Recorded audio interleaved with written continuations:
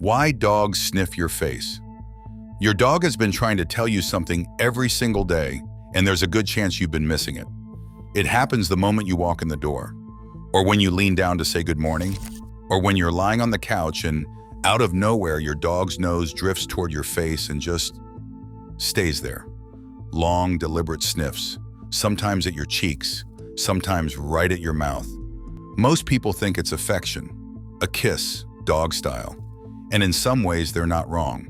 But that's only part of the story. What's actually happening in that moment is closer to a medical scan than a hug.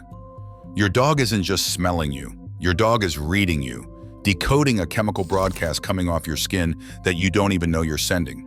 And by the end of this, you'll never look at that nose-to-face moment the same way again. Why this behavior matters. Here's the misconception that trips up almost every dog owner. We assume our dogs experience us the way we experience them, mostly through sight. We recognize our dog by its face, its color, the way it moves. Dogs don't work that way. Vision is not their primary channel for understanding the world. Smell is, and that single difference reshapes almost everything about how dogs relate to the people they love. When a dog sniffs your face, it's not a random detour on the way to something more interesting. It's often the most interesting thing in the room to them, because your face is one of the richest, most information-dense parts of your entire body. Breath, skin oil, sweat, saliva, even the faint chemical residue of what you ate or how you slept. It's all sitting right there, waiting to be read. Owners who understand this stop interpreting the behavior as odd, needy, or intrusive. They start recognizing it for what it is: their dog trying to stay updated on them, in real time, using the only sensory language a dog trusts completely.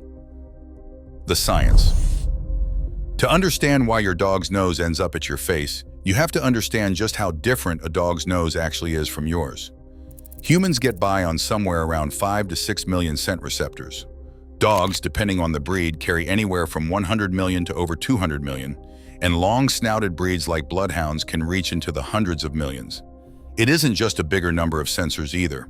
The part of a dog's brain devoted to analyzing smell is roughly 40 times larger, proportionally, than the equivalent region in the human brain. For us, smell is background noise. For a dog, it's the main channel, the primary way information about the world gets in. But there is a second piece of hardware most people have never heard of: the vomeronasal organ, sometimes called Jacobson's organ, tucked into the roof of a dog's mouth.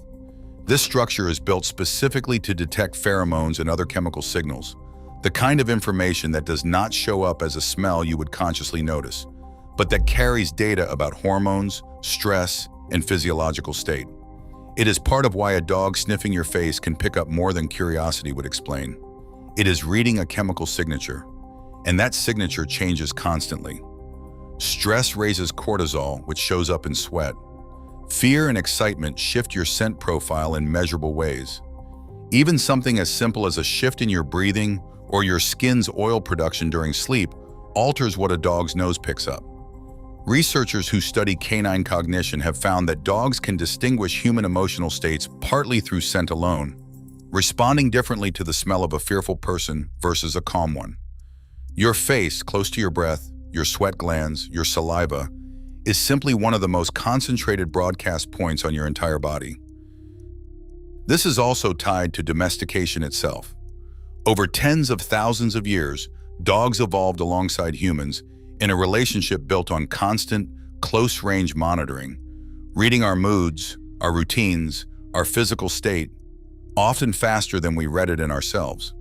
The nose became the primary tool for that monitoring. Sniffing your face isn't a leftover wolf behavior bolted onto a pet. It's a finely tuned survival and social skill, redirected entirely towards you. There's a physical reason the face specifically draws so much attention too. Compared to most of the rest of your body, your face sits close to several concentrated sources of scent at once. Breath carrying traces of what's happening internally, oil-producing glands in the skin, saliva around the mouth, and the moisture around your eyes. Dogs, as it turns out, don't appear to sort human scent by body region the way we'd expect.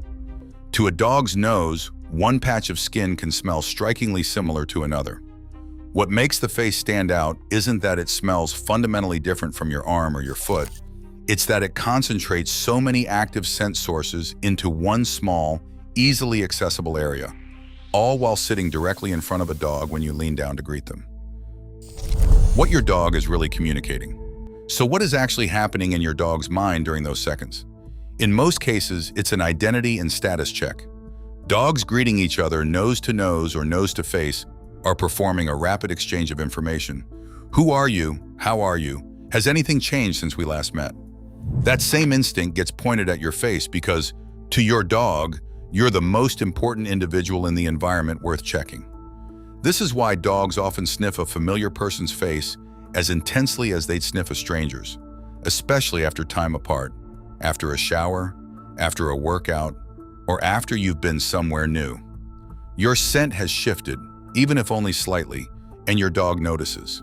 It's less who are you and more are you still you, and how are you doing right now? There's also an emotional monitoring layer. If you're anxious, sad, or in physical pain, your body chemistry shifts in ways your dog may detect before you're consciously aware of the feeling yourself.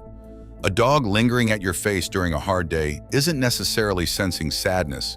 In some mystical sense, it may simply be picking up the real physical chemical signature that sadness produces and responding to something genuinely different about you. Context changes the meaning too. A soft, brief sniff during a calm moment often reads as a check-in. A longer, more intense sniff, especially paired with a stiff posture or a fixed stare, is closer to information gathering under uncertainty, the same instinct a dog uses when meeting something new. And a quick, excited sniff right as you walk in the door is closer to a reunion ritual, confirming your identity and catching up on everything that happened while you were apart. Common myths. Myth: dogs sniff faces purely out of affection, like a kiss. There is real emotional content in the behavior, but reducing it to a kiss strips out the information gathering that's actually driving it. It is affectionate and investigative, not one or the other. Myth: a dog sniffing your face means it senses something is wrong with you. This gets repeated a lot, but the evidence does not support such a specific claim in ordinary situations. Dogs are excellent at detecting chemical change.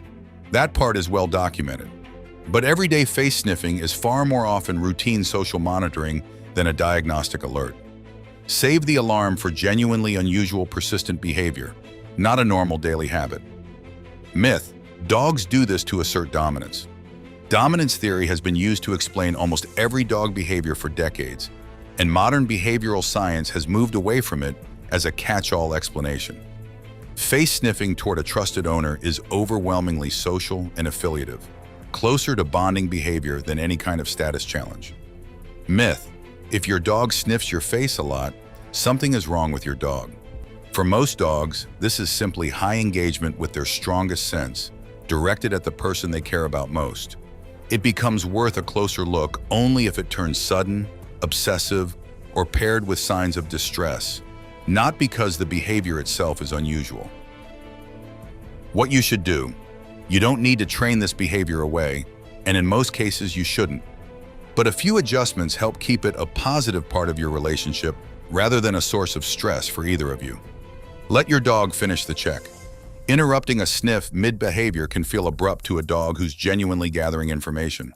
A few calm seconds cost you nothing and lets the interaction resolve naturally. Watch the posture, not just the nose. A relaxed body, soft eyes, and loose tail during face sniffing signal comfort. A stiff body, held breath, or a fixed stare are worth paying attention to. That's a different kind of information gathering, closer to caution than affection. And it's a good moment to give your dog space rather than lean in further. Don't punish it. Because the behavior gets misread as rude or too much, some owners discourage it. But suppressing a normal information-seeking behavior doesn't build trust. It just removes one of your dog's main tools for understanding you. Use it as a two-way signal.